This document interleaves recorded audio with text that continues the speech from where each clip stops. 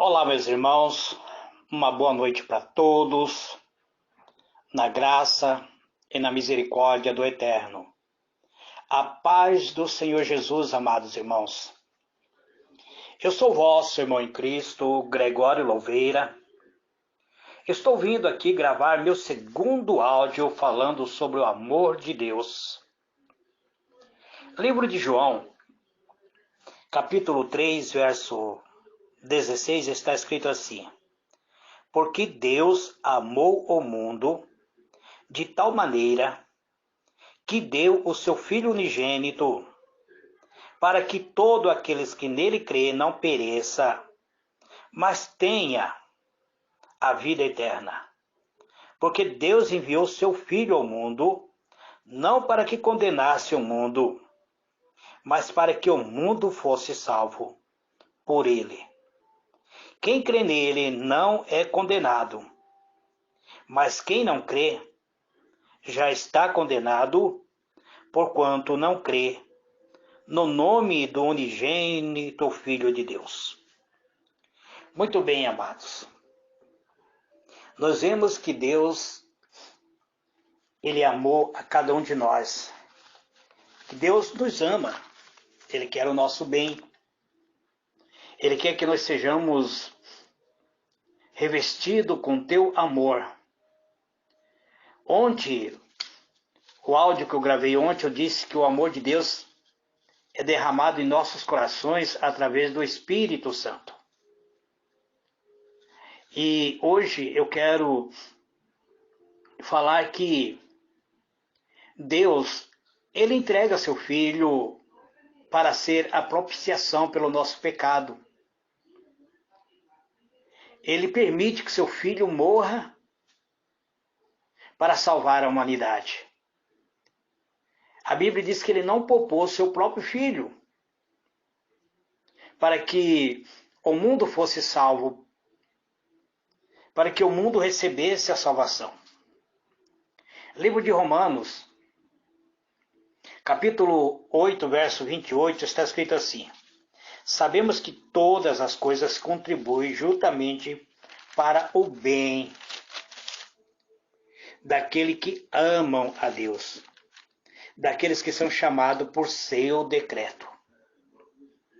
Então Deus, Ele decretou a nossa salvação. Nós somos chamados pelo decreto de Deus, que diz que nós somos chamados segundo o seu propósito. E ele continua dizendo assim, porque dantes conheceu também aquelas, ele Deus conheceu. Eu vou ler aqui, amados. Porque os que dantes conheceu também o predestinou para serem conforme a imagem do seu Filho, a fim de que ele seja o primogênito entre os irmãos. Então Deus, Ele nos chamou por seu decreto, Ele decretou a nossa salvação, e depois Ele nos predestinou. Então, agora nós somos agraciados, já estamos predestinados a entrarmos no reino de Deus. E o versículo 30 diz: E aos que ele predestinou, a esse também chamou, e aos que chamou, esse também justificou, e aos que justificou, a esse também glorificou. Então agora nós somos predestinados, quando aceitamos o sacrifício de Cristo, Deus decreta a nossa salvação. Isso não pode ser mudado. Quando Deus decreta que estamos salvos, não pode ser mudado. E Ele nos predestinou para sermos agora participantes do reino de Deus. E aquele que Ele predestinou, Ele nos chamou da onde? Porque nós estávamos alienados, nós estávamos vivendo em treva. E Ele nos chamou das trevas para a luz, e Ele nos declara justo, Ele nos justificou. E aqueles que Ele justificou também, Ele glorificou. Então nós já temos dentro de nós a convicção de que somos glorificados em Cristo Jesus. Aí o apóstolo continua dizendo assim: que diremos, pois, estas coisas? Se Deus é por nós, quem será contra nós? Então, ele falando sobre a glorificação, sobre a justificação, sobre a predestinação, aí ele diz: que diremos? Que diremos sobre essas coisas? Se Deus é por nós, quem será contra nós? Aí ele continua dizendo: aquele que nem mesmo seu próprio filho poupou, antes o entregou por todos nós, como nós não dará também com ele todas as coisas? Ele lança uma interrogação. Então ele diz que Deus não poupou seu próprio filho, ele permitiu que seu filho morresse, ele entregou seu filho por nós. E aí o apóstolo Paulo interroga: como nos não dará também com ele todas as coisas? Aí ele volta dizendo: quem intentará acusação contra os escolhidos de Deus? Ele lança várias interrogações. Quem pode acusar você, meu irmão? Quem pode acusar você, minha irmã, se você está em Cristo? Se você está agora selado com o Espírito de Cristo? Quem pode acusar você? Quem vai tentar uma acusação contra você que é escolhido de Deus? Aí ele continua dizendo: é Deus quem o justifica. Quem é que nos condena? Ele volta a interrogar: se Deus é que nos justificou, quem vai nos condenar? Quem pode nos condenar? Se nós estamos em Cristo. Aí ele continua dizendo: pois foi Cristo que morreu, ou, além disso, que ressuscitou dentre os mortos, o qual está assentado à direita de Deus. Aí ele diz que Cristo está sentado à direita de Deus e também intercede por nós. Aí ele volta a lançar uma interrogação dizendo: quem nos separará do amor de Cristo? Muito bem, amados. Aqui o apóstolo, ele lança uma lista que poderia nos separar do amor de Cristo. Ele diz: a tribulação, ou a angústia, ou a perseguição, ou a fome, ou a nudez, ou o perigo, ou a espada. Como está escrito: por amor de ti somos entregues à morte todo o dia. Somos reputados como ovelha para matadouro. Mas em todas essas coisas, somos mais do que vencedores por aquele que nos amou. Então o apóstolo ele volta dizendo que sobre todas essas coisas, ou seja, a angústia, a perseguição, a tribulação, a fome, a nudez, o perigo ou a espada, sobre todas essas coisas, né, nós somos mais do que vencedores. Mesmo quando somos entregues à morte, nós somos reputados como uma ovelha preparada para morrer. Mas sobre todas essas coisas, nós somos mais que vencedores. Vencedores por quem? Por aquele que nos amou. Quem nos amou?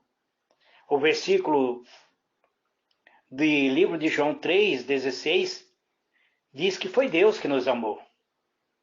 Ele amou o mundo de tal maneira que entregou seu filho, o único filho que ele tinha, para morrer pela humanidade, para que a humanidade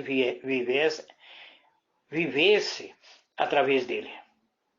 Aí o apóstolo continua dizendo: porque estou certo de que nem a morte, nem a vida, nem os anjos, nem os principados, nem as potestades, nem o presente, nem o porvir, nem a altura, nem a profundidade, nem alguma outra criatura nos poderá separar do amor de Deus que está em Cristo Jesus, nosso Senhor.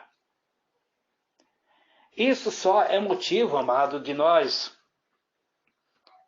darmos nosso brado de aleluia, glorificar a Deus, dizer: Pai, obrigado. Eu te dou graça, Senhor, porque nada pode me separar do seu amor. Esse amor que o Senhor demonstrou em Cristo Jesus, nosso Senhor. Então, esse é o motivo de darmos brado de alegria. E ele continua dizendo: quem nos separará do amor de Cristo? Não há nada, amado. Nenhuma coisa criada que possa nos separar do amor de Deus. Deus nos ama com um amor grandioso. Agora, vamos verificar o que diz no livro de Efésios 3, 16 a 19. Para que, segundo as riquezas da sua glória, vos conceda que sejais corroborado com poder pelo seu Espírito no homem interior. O que o apóstolo está falando sobre o homem interior? É que o Espírito de Deus, ele dá testemunho ao nosso espírito. Na verdade, o homem interior é a nossa verdadeira face. Não é o nosso exterior, não é o nosso físico, mas é o que habita dentro de nós. Esse é o homem interior. E o Espírito de Deus, ele colabora com o nosso espírito. Ele concede agora que esse espírito seja colaborador com o poder do seu espírito no homem interior, para que Cristo habite pela fé nos vossos corações. Então Cristo, ele habita dentro dos nossos corações pela nossa fé, a fim de nós estarmos arraigado. O que significa arraigado? Significa que estamos enraizados. E aí diz, fundado em amor, para poderdes perfeitamente compreender com todo o santo qual seja a largura e o comprimento e a altura e a profundidade, e conhecer o amor de Cristo, que excede todo entendimento, para que sejais cheio de toda a plenitude de Deus. Aleluia. Amados, não há como explicar tudo isso. Que Deus quer que a gente venha conhecer tudo. Ele diz que para que nós possamos compreender. E ele diz compreender com todos os santos, qual seja a largura, o comprimento, a altura, a profundidade, a conhecer o amor de Cristo.